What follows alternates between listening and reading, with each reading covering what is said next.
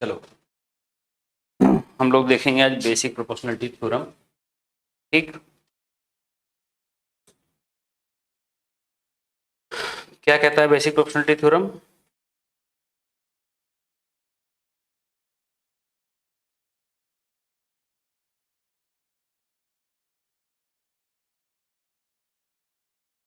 इसकी प्रूविंग दो तरीके से देखें। ठीक है, कोई भी ट्रायंगल हो, चाहे किसी टाइप का ट्रायंगल हो, अगर उस ट्रायंगल की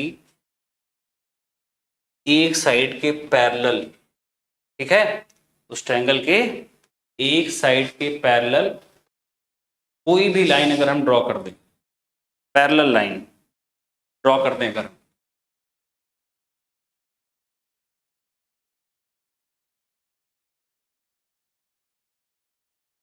जैसे हमने ये ड्रॉ कर ली, क्या करेगी ये? हाँ, अगर ट्रायंगल मान लो कोई है, ट्रायंगल जिसको हम बोल सकते हैं, मान लो ए बी सी, और एक लाइन हमने ले ली जो इस ट्रायंगल को दो जगह पे कट करती है, ई और एफ पे। ध्यान से समझना है इसको, बस आसान है, कुछ है नहीं इसमें। दो तरीके से इसको हम प्रूव कर सकते हैं, दोनों सिंपल तरीका है। एक तो हम इसको अभी भी पढ़ा हम लोगों ने सिमिलरिटी, उसे भी प्रूव कर सकते हैं, और दूसरा एरिया वाले मेथड से भी हम इसको प्रूव कर सकते हैं। तो कहीं कहीं पर्टिकुलर पहले हम ऐसा मान के चलते हैं कि हमको कुछ पता ही नहीं, तो हम इसको किससे करेंगे? एरिया वाले मेथड से करेंगे। ठीक, ये प्रॉपर्टी कहती क्या है? ये सिंपल प्रॉपर्टी कहती है, या बीपीटी या कह सकते हैं बेसिक प्रोपोर्शनलिटी थ्योरम क्या कहती है? सिमिलरिटी का ही है, यहीं से समझो एक तरह से सिमिलरिटी क्रिएट हुई है, या फिर सिमिलरिटी यहीं से बनी है इन्हीं के थ्योरम से। क्या बताया इन्होंने? सिंपल एक चीज बताई, थैलेस थ्योरम भी कहते हैं इसको, उनका नाम था।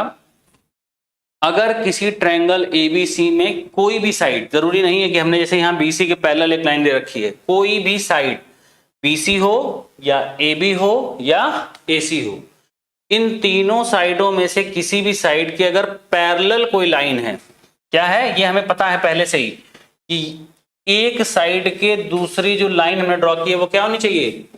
पैरेलल होनी चाहिए। ठीक है, चाहे वो बीसी के पैरेलल हो, चाहे वो एबी के पैरेलल हो, चाहे वो एसी के पैरेलल हो।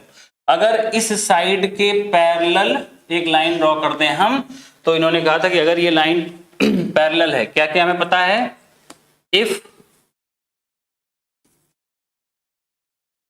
BC is parallel to EF या EF is parallel to BC, then AE upon EB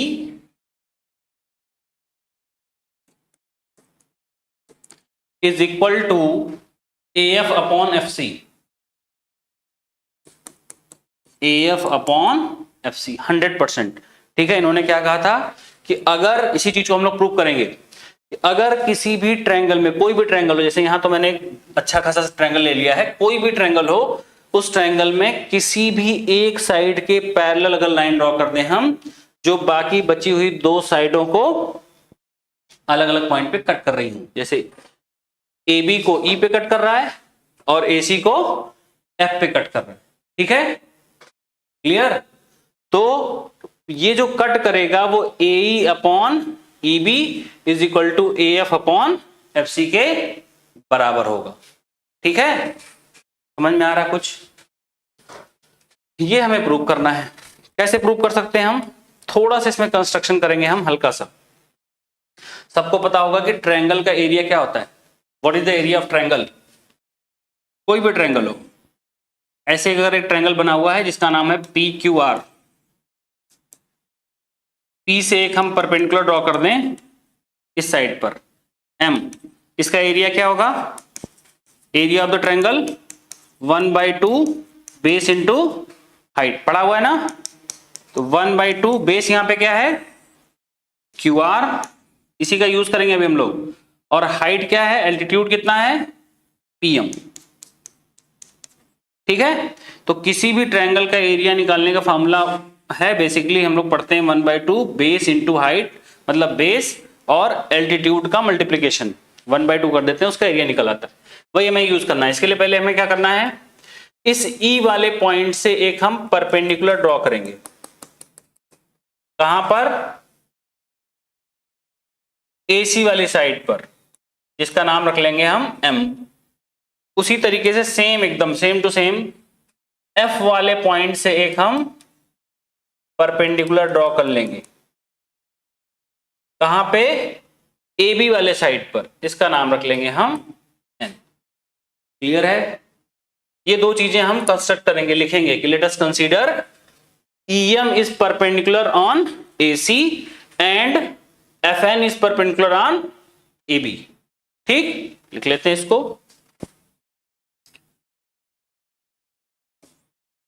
proof करेंगे, इसमें लिखेंगे लेट EM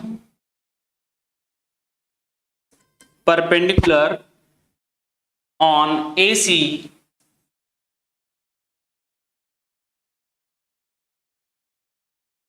ठीक है, and FN perpendicular on AB। अच्छा, इससे फायदा क्या होगा हमें? हम क्या आराम से निकाल सकते हैं एरिया ऑफ ट्रायंगल AEF। ध्यान समझना, एरिया ऑफ ट्रायंगल AEF इस तरीके से रिप्रेजेंट करते हैं हम एरिया ऑफ ट्रायंगल को। AEF में अगर हम AE को बेस मान लें तो लिखेंगे 1/2 बेस AE इंटू इस बेस के लिए परपेंडिकुलर कितना है? FN। और इसी ट्रायंगल में अगर हम ध्यान से देखें तो लिखेंगे AF बेस कितना है? 1/2 AF। तो परपेंडिकुलर कितना है AF के लिए? EM।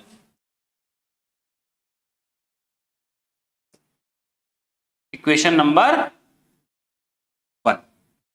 क्लियर? और देखो, अगर मैं इन दोनों लाइन को ज्वाइन कर दूं, E को ज्वाइन कर दूं C से और B को ज्वाइन कर दूं F से, तो देखो एक ट्रायंगल और बन रहा है। कौन सा? Area of triangle BEF। इस वाले के इधर ले आओ, नीचे की साइड FEB लिख लो, चाहे BEF लिख लो। कौन सा? Area of triangle BEF। क्या होगा? इस ट्रायंगल का एरिया क्या होगा? देखो, जो ये ट्रायंगल है BEF, इसमें बेस क्या है? अगर ये परपेंडिकुलर हम यूज कर रहे हैं तो इस परपेंडिकुलर के लिए बेस होगा E से लेकर के B तक।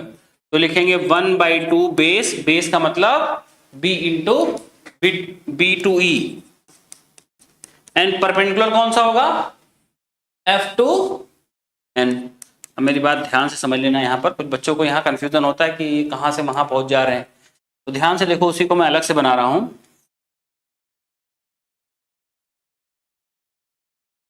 हमें ज्यादा चीजों की जरूरत नहीं है, ऐसे लिखा हुआ है। इस ट्रायंगल में यहाँ पर क्या है हमारा? B है, यहाँ पर क्या है? E है, यहाँ पर क्या है? F है, यहाँ पर A है, और यहाँ से परपेंडिकुलर ड्रॉ कर रखा है, इसका नाम है N। ये जो साइड है F से लेके C तक, और ये जो साइड है B से लेके C तक, इसको भी मैं इरेज करूंगा, इसका हमें इसमें काम नहीं, इतना मैं हटा दे रहा हूं। अब आपको थोड़ा ट्रायंगल टाइप का दिख रहा हो, दिख रहा है ट्रायंगल? साफ साफ ये ट्रायंगल दिख रहा है ना, वहां पे भी यही बना हुआ है। इस पोर्शन को अगर हटा दें, हम रिमूव कर दें, तो ये ट्रायंगल दिखेगा। इसमें ध्यान से देखो, इस पोर्शन को अगर हम हटा दें, ये वाले पोर्शन डॉटेड लाइन से बना लें, और इसको पूरा हटाते हैं, तो अभी जो ट्रायंगल हमको चाहिए था वो दिख रहा है साफ साफ। कौन सा? BEF हमारा ट्रायंगल है। इस ट्रायंगल का बेस देखो ये है, और उसी को एक्सटेंड कर दिया तो वहां जाकर के परपेंडिकुलर बन रहा है। परपेंडिकुलर एक ही पॉइंट पर होगा, उसी को एल्टीट्यूड बोलते हैं। तो F से परपेंडिकुलर ड्रॉ करेंगे इस लाइन को एक्सटेंड करके, तो ये हमारा हो गया परपेंडिकुलर, और ये हमारा हो गया उसके लिए बेस। तो क्या लिखेंगे? 1/2 बेस कितना है? भाई ट्रायंगल हम कौन सा ले रहे हैं, BEF, तो बेस कहां तक जाएगा, खाली BE तक, ठीक है, और FN क्या हो गया, परपेंडिकुलर। क्लियर है, बस इतना समझ गए तो फिर बिल्कुल इमेजिनरी बनाना ही पड़ता है। मान लो कोई ट्रायंगल ऐसे है इस तरीके से, अब इसका एरिया निकालना है, तो ना ही इस वर्टेक्स से कहीं परपेंडिकुलर मिलना, ना यहां से, ना यहां से हम डाल सकते हैं परपेंडिकुलर, ठीक है। हमने क्या किया, इस पॉइंट से एक परपेंडिकुलर ड्रॉ कर लिया, ये तो बेस तो यही होगा, यहां से यहां तक बेस होगा, और ये तुम्हारा हो जाएगा altitude, 1/2 base into altitude, area आ जाएगा। क्लियर है, ठीक है। अब देखते हैं, इसको ले लो इक्वेशन नंबर 2। एक एरिया देखो और दिख रहा है, एरिया ऑफ ट्रायंगल यहां पर CFE, CFE is equal to 1/2 base. देखो इस वाले में CFE वाले में अगर हम परपेंडिकुलर कौन सा ले रहे हैं, FM, तो बेस क्या हो जाएगा, C2F, CF इंटू परपेंडिकुलर क्या हो जाएगा, FM। Equation number 3।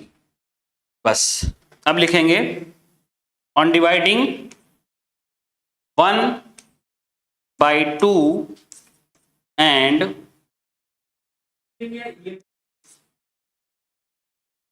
EM लेंगे, ठीक है, यहां पर E से लेके M तक लेंगे, FM कहां से परपेंडिकुलर हो जाएगा।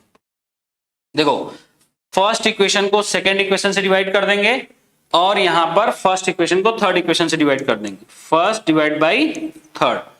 फर्स्ट में क्या लिखा हुआ है, area of triangle AEF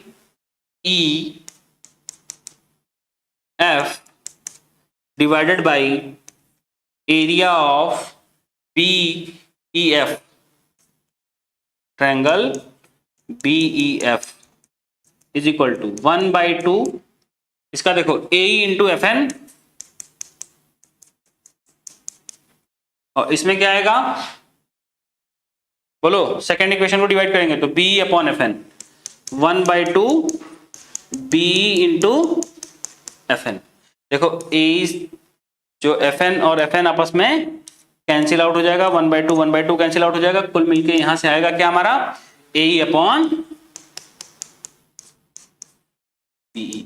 equation number 4, कोई दिक्कत, ये आ गया हमारा फर्स्ट और सेकंड को डिवाइड करके। इसी तरीके से फर्स्ट और थर्ड को डिवाइड करके क्या मिलेगा हमें, अगर हम फर्स्ट और थर्ड को डिवाइड करेंगे तो क्या मिलेगा,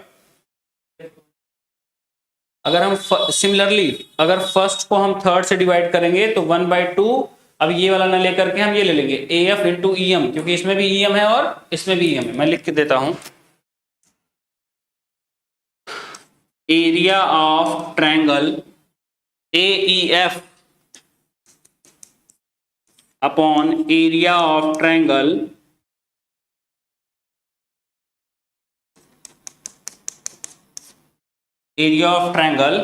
CFE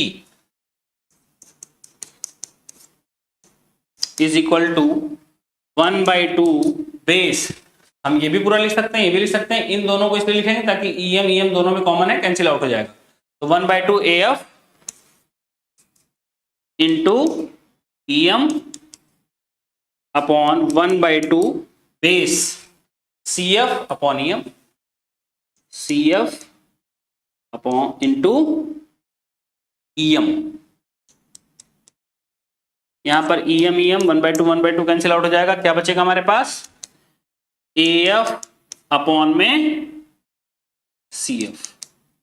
इक्वेशन नंबर 5। हमको ये यूज करना है 4 और 5।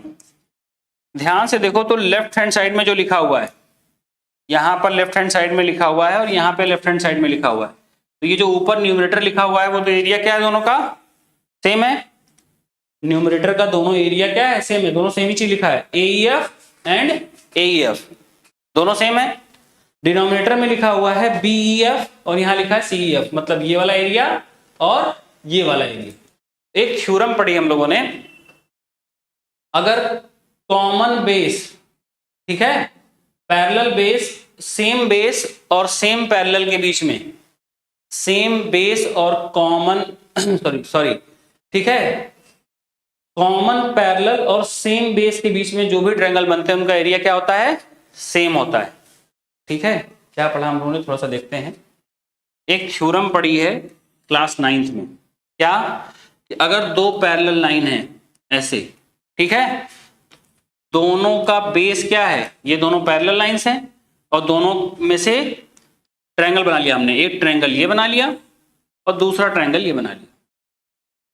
दोनों जो ट्रायंगल है उनका बेस क्या है, कॉमन है, और दोनों क्या है, सेम पैरेलल के बीच में, तो इनका एरिया जो होता है वो आपस में क्या होता है, इक्वल होता है। तो प्रॉपर्टी से डायरेक्ट यूज करनी है कि अगर सेम पैरेलल और कॉमन बेस होता है किसी दो ट्रायंगल का, तो उनका एरिया आपस में क्या होता है, इक्वल। तो उससे फोर्थ इक्वेशन फिफ्थ इक्वेशन की क्या हो जाएगी भाई, लेफ्ट हैंड साइड दोनों का इक्वल हो जाएगा, तो राइट हैंड साइड भी दोनों के आपस में इक्वल हो जाएंगे। तो यहां से क्या आएगा, a upon b is equal to f upon c f, और यही हमें प्रूव करना था, ए अपॉन ई बी या b is equal to A F upon f c या सी एफ।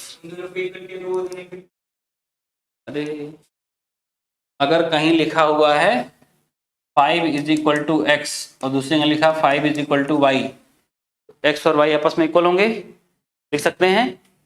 ध्यान से देखो, इधर जो क्वांटिटी थी ये एरिया मान लो था 5 मीटर स्क्वायर, ये भी 5 मीटर स्क्वायर, तो न्यूमरेटर तो दोनों का सेम है।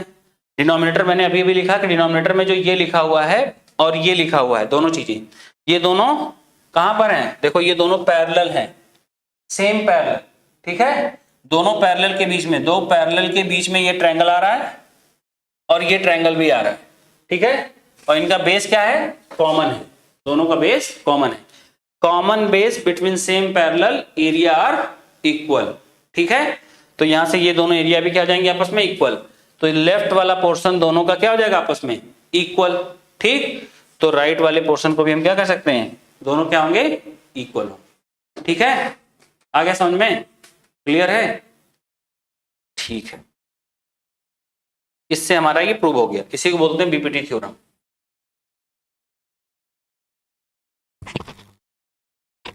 नोट कर लो इसको,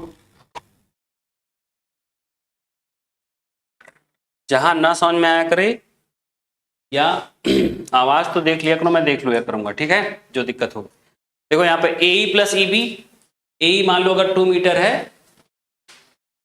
और ई बी तुम्हारा अगर 3 मीटर है, 2 + 3 5 हो जाएगा, पूरा हो जाएगा ए से लेके बी तक, ठीक, तो ये आ जाएगा ऊपर ए बी और नीचे ए ई, इधर आ जाएगा a f plus f c a c के बराबर, a c upon a f, a c upon a f, इसको रेसिप्रोकल कर दो, ठीक है, रेशियो में है तब भी इक्वल रहेगा, तो लिखेंगे ए ई अपॉन में A B is equal to A F upon में एफ सी। अब दिमाग लगा के थोड़ा सा समझना है, यहां पर सिमिलरिटी में पढ़ा चुका हूं, तो थोड़ा सा यहां सिमिलरिटी समझना है। देखो कैसे लिखते हैं सिमिलरिटी में, triangle a e f and दूसरा triangle a b c, triangle a b c, a E upon a b, इस ट्रायंगल में देखो यहां से ले लिया मैंने ए ई अपॉन में ए बी, दूसरा ए एफ अपॉन में एफ सी, अपॉन में एफ सी, यहां अच्छा ऊपर ए सी लिखा हुआ है, ए c upon a F upon a सी हो जाएगा, ए एफ अपॉन, इसका रेसिप्रोकल करेंगे तो ए एफ ऊपर चला जाएगा, ए सी नीचे चला आएगा, तो a F upon a c, a F upon a c, देखो यहां पर ए एफ ले लिया, यहां पे ले लिया ए से लेके सी तक ए सी, इसका रेशियो अभी भी हम लोग प्रूव कर चुके हैं कि दोनों आपस में सेम है, तो इनका रेशियो क्या आएगा, फिक्स आएगा, कांस्टेंट जो भी आएगा। तो ये हो गया तुम्हारा साइड, ये भी हो गया तुम्हारा साइड। इन दोनों का एक कॉमन एंगल देखो, AE और AF का कॉमन एंगल कौन सा है, A, तो लिखेंगे angle EAF is equal to angle BAC। और ये क्या है, कॉमन एंगल। तो इससे हम बहुत आराम से लिख सकते हैं कि triangle AEF is similar to, या EAF ऐसे भी लिख सकते हो, triangle side angle side, EAF similar to triangle BAC। ठीक है, समझे भाई। इस प्रॉपर्टी से हम लिख सकते हैं बाई SAS रूल। क्या लिख सकते हैं, EAF ये वाली साइड, फिर एंगल, फिर ये साइड, ये वाली साइड, फिर ये एंगल, फिर ये साइड। दोनों आपस में क्या होंगे, सिमिलर होंगे। अगर सिमिलर हैं तो उनके करस्पॉन्डिंग एंगल आपस में क्या होते हैं, इक्वल। तो लिखेंगे AEF, angle AEF is equal to angle ABC। और ये तभी पॉसिबल होगा जब ये दोनों लाइंस आपस में पैरेलल होंगी, क्योंकि ये ट्रांसवर्सल है। तो इसका कन्वर्ज प्रूव हो गया, समझ गए, क्लियर है। यही चीज अभी यूज करते हैं हम लोग उल्टा प्रूव करने में, BPT प्रूव करने में भी कर सकते हैं। दो ट्रायंगल को आपस में कर दें सिमिलर, तो आराम से हो जाएगा।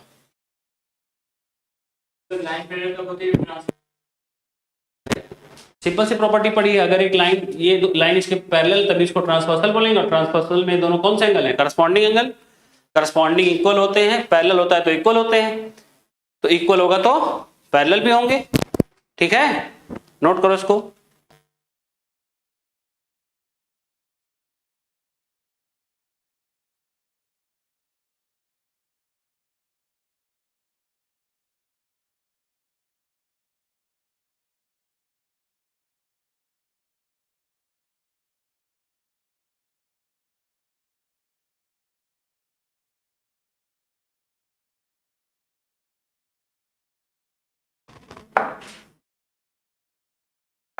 आया समझ में ये,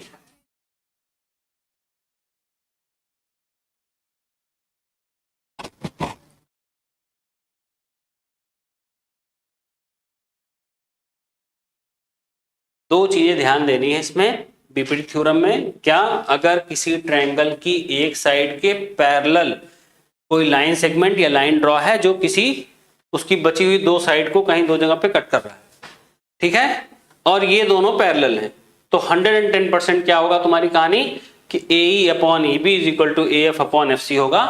ठीक है, इसी का उल्टा है, अगर AE upon EB AF upon FC के बराबर होगा तो ये दोनों लाइन आपस में पैरेलल होंगी किसी भी ट्रायंगल का। ठीक है, अभी क्वेश्चन करेंगे इस पर।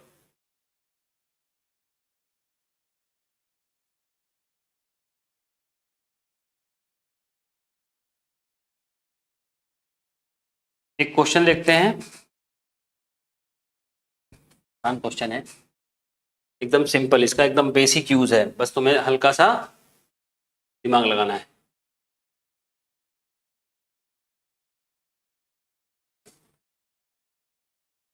कोई भी एक ट्रायंगल ले लो,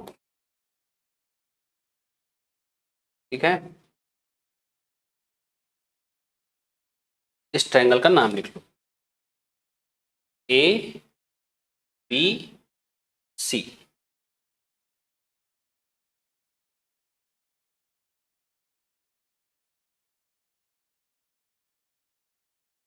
इतना नहीं, यहीं से ले लो एक, यहां तक, और इसका नाम रख लो ABC, D और E। और तुम्हें गिवन है क्या इस ट्रायंगल में कि BC जो है वो पैरेलल है किसके, DE के, ये गिवन है तुम्हें। और क्या दे रखा है, एडी की वैल्यू कितनी है 3 सेंटीमीटर और डीबी की वैल्यू कितनी है 1.5 सेंटीमीटर, बीसी की वैल्यू कितनी है 6 सेंटीमीटर, कुछ भी रैंडमली ले लिया। पूछा क्या तुमसे, फाइंड करना है AE upon EC, AE upon EC। बताओ कितना होगा पहला पार्ट, और दूसरे पार्ट में तुमसे पूछा हुआ है DE की वैल्यू बताओ। ध्यान से समझना, सबसे पहले पार्ट पे चलेंगे। 100% कंफर्म है according to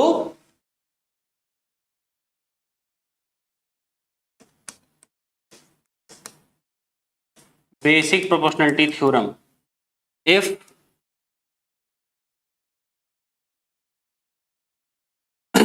DE is parallel to BC, then AD upon DB is equal to AE upon EC। हमसे पहले पार्ट में पूछा है AE अपॉन EC की वैल्यू, और AD हमें पता है कितना है,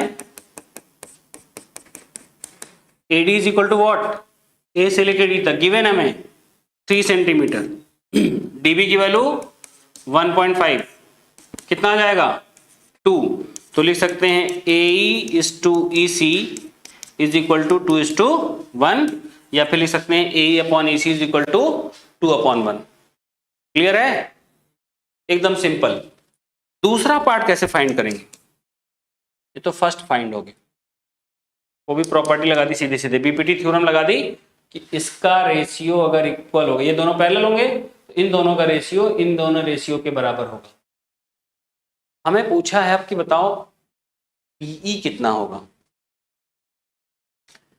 सिंपल, देखो अभी अभी मैंने बताया था कि अगर ये पैरेलल हैं तो ये दोनों ट्रायंगल आपस में क्या होंगे, छोटा वाला ट्रायंगल, ठीक है, ट्रायंगल ADE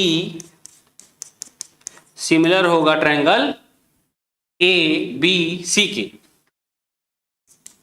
बहुत सिंपली आराम से लिख सकते हो तुम, कैसे, देखो ये तो कॉमन एंगल हो गया और ये दोनों पैरेलल हैं, तो ये एंगल क्या हो जाएंगे, करस्पॉन्डिंग एंगल, एक कॉमन एंगल और ये करस्पॉन्डिंग एंगल, दोनों से हम लिख सकते हैं कि दोनों आपस में क्या है, सिमिलर। और जैसे ही सिमिलर होगा तो बहुत आराम से हम लिख सकते हैं क्या, AD upon AB, AD upon AB is equal to DE upon BC, DE upon BC। एक और लिख सकते हैं चाहे तो हम AE अपॉन AC, पर हमें उसका काम नहीं है, AE अपॉन AC, ठीक है। सिमिलर क्राइटेरिया से दो ट्रायंगल अगर सिमिलर होते हैं तो उनके करस्पॉन्डिंग साइड का रेशियो आपस में इक्वल होता है, इसको ट्रिपल S कहते हैं, S side side side.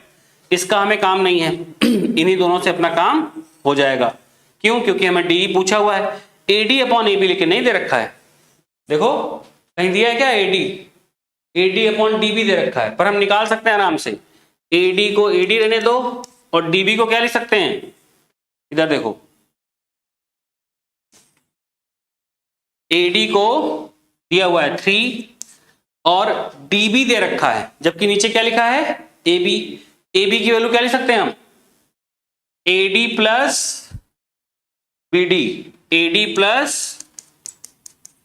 BD, समझ में आ रहा है। AB कितना होगा, AD प्लस BD या DB is equal to DE हमको चाहिए था, जबकि हमको BC 6 दे रखा है। देखो AD की वैल्यू 3 है और BD की वैल्यू कितनी है 1.5, तो 3 upon 3 plus 1.5 is equal to DE upon 6, multiply कर लेना इसको, 6 3 जा 18 और ये 4.5, तो DE की वैल्यू क्या निकल के आएगी, बोलो 18 अपॉन 4.5, 4 सेंटीमीटर। क्लियर, ठीक है।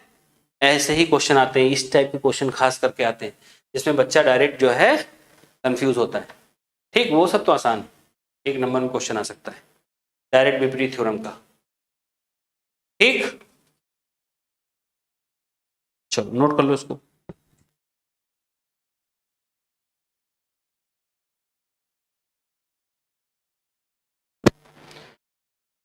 जो लोग लाइव देख रहे हैं वो मुझे कमेंट बताओ जल्दी से, आया समझ में कि नहीं।